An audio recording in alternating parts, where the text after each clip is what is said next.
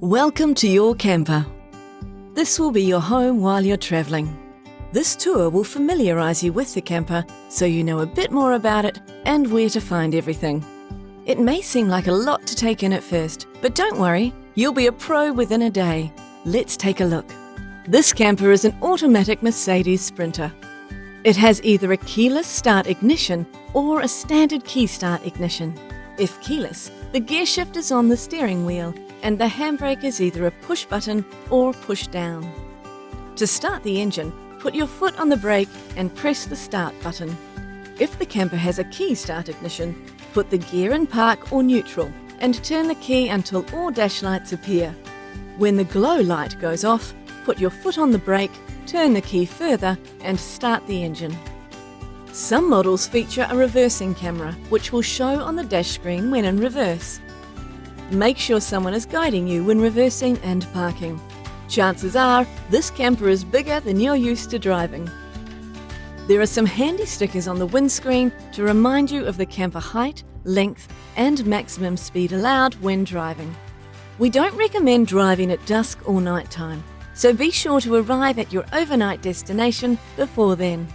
If the camper is fitted with the THL Road Trip Dash, you can connect your smartphone to it via Bluetooth and access phone calls and music. This screen also features GPS navigation to help you travel around with ease. Under the passenger side footwell are the tools and jack to change the tyre. Beside this area on the sidewall is the lever to release the bonnet. In the passenger side door pocket is the first aid kit. We hope you won't need it, but it is there just in case. If you do open it, you have purchased and can pay for it when you return to the branch. The handy quick reference guide is also in this door pocket. Moving outside, here is the power inlet to plug into 240-volt power at a campsite. This is needed to use the microwave and internal power points. It also supplies power to the reverse cycle air conditioning in Australian campers. Plugging into power will charge the 12-volt house battery. Some campers also feature a 240-volt power outlet on the passenger side. Next is the compartment where you can access the toilet cassette to empty it into an authorised dump station. Don't worry, it's very quick and easy to do. The wastewater outlet is here. The hose to empty the tank is in the rear of the camper. Here is the LPG bottle compartment. This supplies gas to the interior stove, hot water system and the exterior slide-out barbecue.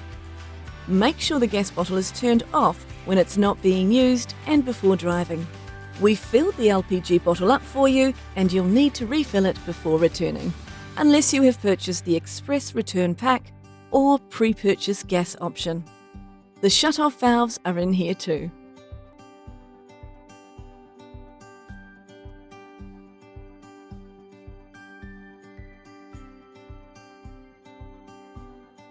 At the end of the camper is the water heater system. Inside the rear doors is the 15-amp power cord, freshwater hose, wastewater hose, and other general equipment you may need during your trip. In Australia, the internal dining table is stored here. Underneath here is the external table. Slide it out and fit it to the rail on the outside of the passenger sliding door. Beside the rail is the slide-out barbecue. Next to this is the inlet for the fresh water tank. We have filled the tank for you, ready to go. In Australia, there is an awning track fitted above the windows. If you have hired an awning, this is where it will go. The fuel inlet is beside the passenger door. To access it, the passenger door must be open. This camper takes diesel fuel. We've filled up the tank for you and you'll need to refill it before returning, unless you have purchased the express return pack or pre-purchase fuel option. Opening the sliding door on the passenger side provides access to the seat for the third passenger. Seatbelts must be worn at all times when driving. This is also where a child seat or booster seat can be fitted. Swivel the driver's cab seats and this becomes the front dining area. Convert this seat to a single bed at night. At the base of the seat is the red 12-volt isolation switch. This needs to be on at all times to use the 12-volt appliances including fridge, house lights, water pump, toilet flush, media player, and house USB ports. These USB ports are located next to the isolation switch. Since they are powered by the 12-volt house battery, they will work when you are not plugged into 240-volt mains power.